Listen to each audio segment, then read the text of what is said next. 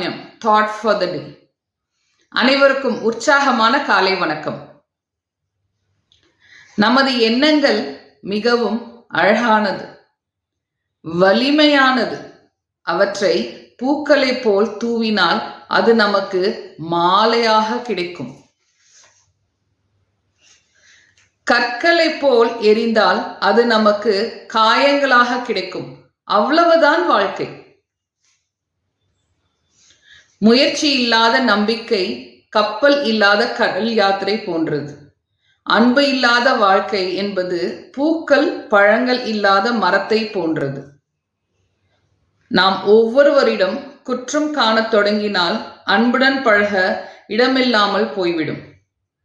நம்மை ஒருவர் மதிக்கவில்லை என்பது முட்டாள்தனம். அவங்களுக்கு நம் மதிப்பு தெரியவில்லை என்பதே உண்மை. எந்தவித எதிர்பார்ப்பும் இல்லாமல் உங்களை நேசிப்பவர்களுக்கு மதிப்பு கொடுங்கள். கம்பீரம் என்பது உடல் அல்ல, செயல். கண்ணியம் என்பது பேச்சல்ல, நடத்தை. கருணை என்பது உதவி அல்ல, அன்பு. கடவுள் இருப்பது வெளியே அல்ல, உள்ளே. பேச்சை விட மௌனமே சிறந்தது.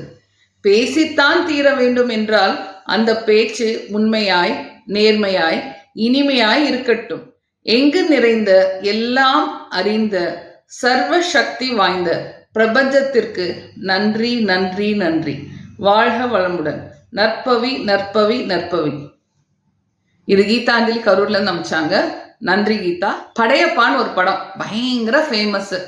அதுல ரஜினிகாந்த், ரம்யா கிருஷ்ணன் எல்லாம் நடிச்சிருப்பாங்க. அதுல ரொம்ப ஒரு ஸ்பெஷலான ஒரு டைலாக்.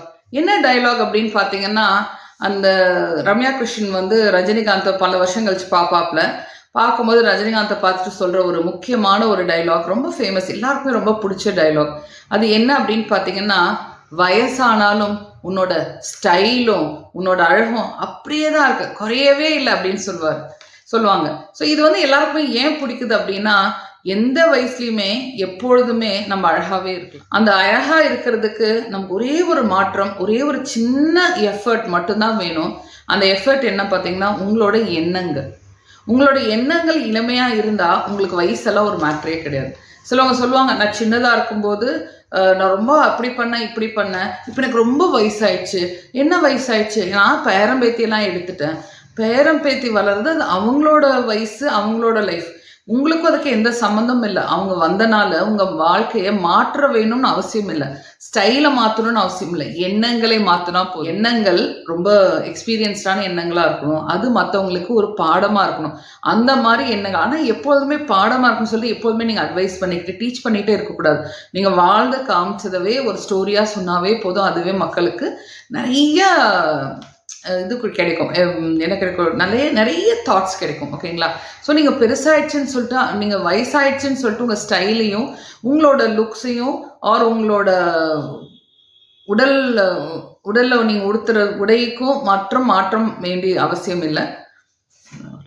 இதுக்கு ஒரு சின்ன உதாரணம் என்ன அப்படின்னு பார்த்தீங்கன்னா, KFC கூட சொல்லலாம். அவர் KFC கார் நான் 50-60 வயசுல தான் அவரோட எஃபர்ட்டே போடுறாரு. அவர் ரொம்ப சக்ஸஸ்ஃபுல்லாக 60 வயசுக்கு மேலே வர்றாரு. ஸோ ஒரு முயற்சி பண்ணுறதுக்கு, ஒரு சக்ஸஸ் பண்ணுறதுக்கு வயசெல்லாம் ஒன்றுமே, நம்ம ட்ரை பண்ணிகிட்டே இருப்போம். எப்போ கிளிக் ஆகுதோ கிளிக் ஆகிட்டு போகுது. இதுதான் வாழ்க்கையோட ஜேர்னி.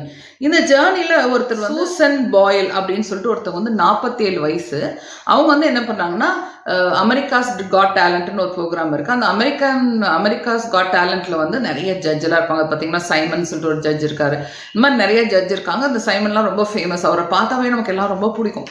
ஸோ இவங்க போய் ஸ்டேஜில் போய் நின்னோடனே எல்லாரும், என்ன 47 வயசு ஆயிடுச்சு, இந்த அம்மா என்ன பண்ண போகுது அப்படிங்கிறாங்க. ஈவன் ஆடியன்ஸ்லாக்குள்ள ஊ அப்படின்னு சத்தம்லாம் போடுறாங்க. அப்புறம் இந்த லேடி என்ன பண்ணாங்க ஆரம்பிச்சாங்கன்னா, அப்படி எதுவுமே கண்டுக்கவே இல்லை.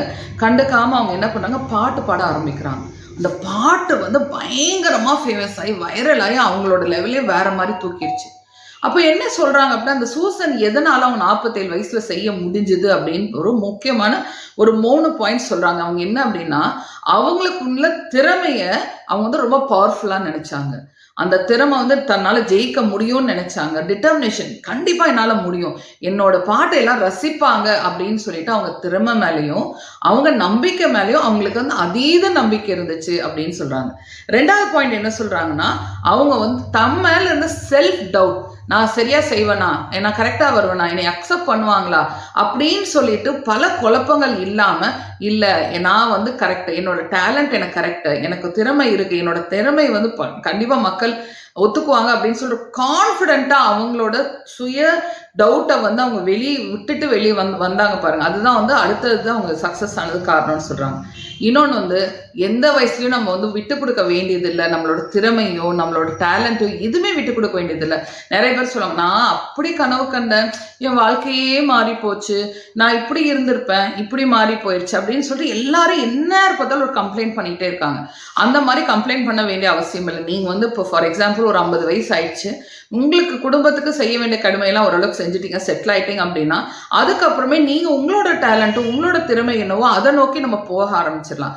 அது போகாம நம்ம மேலேயே நம்ம டவுட் பட்டுட்டு நம்ம வந்து டைம் முடிஞ்சிருச்சேன்னு நினைச்சிட்டு, நீங்க ஆக்சுவலி 50 வயசுலாம் டைமே முடியல, உங்களுக்கு வந்து 80, 70, 90 வயசுல தான் வந்து நிறைய பேர் வந்து டைம் முடிய போகுது. அதனால அவங்களுக்கு இன்னும் 40 வருஷம் இருக்கு, இன்னும் 50 வருஷம் இருக்குன்னு நினைச்சிட்டு அதை வந்து ஒரு புது இன்னிங்கா ஆரம்பிச்சு நீங்க பண்ணுனீங்க அப்படின்னா பல விஷயங்கள் பண்ணலாம். உங்களோட திறமை என்னன்னு பாருங்க. நீங்க சின்னதுன்னு நினைக்கிறது பல பேருக்கு அது பெரிய விஷயமா இருக்கும். ஒரு சின்ன உதாரணம், நான் வந்து ஒரு இடத்துக்கு போயிருந்தோம். அவங்க வந்து எல்லாம் சாதாரணமாக கீழே உட்காந்துருந்தாங்க. எனக்கு மட்டும் கால் வலிக்குதுன்னு சேர் போட்டிருந்தாங்க. அப்போ எனக்கு என்ன தெரியுமா தோணுச்சு, கீழே உட்காந்துருக்கவங்களாம் பெரியவங்களா தெரிஞ்சாங்க. ஏன்னா என்னால் சமணங்கால் போட முடியல, அவங்க சமணங்கால் போட்டு உட்காந்துருந்தாங்களேன்னு தோணுச்சு. சின்ன சின்ன விஷயங்கள் நீங்க பண்றது மற்றவங்களுக்கு பெரிய விஷயமா இருக்கும், அது நமக்கு தெரியாது. உங்களுக்கு கோலத்துல நல்லா வருதா கோலம் போடுங்க, உங்களுக்கு சமையல நல்லா வருதா நல்லா பண்ணுங்க, நீங்க பிசினஸ் உமனா நீங்க பிசினஸ் உமனா பண்ணுங்க. வந்து உங்க ஃபேமிலிக்கு ஒசரம் நீங்க பண்ண பிசினஸ் இருக்கட்டும். இப்போ உங்களுக்கு பிடிச்ச விஷயத்த நீங்க தயாரிச்சு விற்கலாம். உங்களுக்குள்ள நிறைய டேலண்ட் இருக்கு. யாருமே டேலண்ட் இல்லாத மனுஷனே கிடையாது. ஒன்லி திங் அவன் என்ன மட்டுமே அந்த டேலண்ட்டை மறைச்சிட்டு இருக்கு. அந்த டேலண்ட் என்னன்னு சொல்லிட்டு நீங்க பர்சியூ பண்ணி, டைம் எல்லாம் எதுவுமே இல்லைங்க, எப்போ வேணாலும் எதை வேணாலும் பண்ணலாம். உங்களுக்கு வயசாயிடுச்சு அப்படின்னு சொல்லிட்டு நீங்க கம்முன்னு இருக்க வேண்டியது இல்லை, ரொம்ப இளமையா இருக்கணும் நீங்க தள்ளி போடுவதில்லை, எதுக்குமே காரணம் எப்பெல்லாம் உங்களுக்கு தோணுதோ நீங்க தயவுசெய்து பண்ணுங்க. தப்போ ரைட்டோ பிரச்சனை இல்லை. Perfection is not at all important. நீங்கள் பெர்ஃபெக்டாக பண்ணணும்னு அவசியம் இல்லை, இம்பர்ஃபெக்டாக ஆரம்பிங்க, அது பெர்ஃபெக்டாக முடிஞ்சிடும். ஓகேயா? உங்களுக்கு இந்த வீடியோ பிடிச்சா லைக் பண்ணுங்கள், ஷேர் பண்ணுங்கள், சப்ஸ்கிரைப் பண்ணுங்கள். முக்கியமாக உங்கள் ஃப்ரெண்ட்ஸை சப்ஸ்கிரைப் பண்ண சொல்லுங்கள். ஓகே?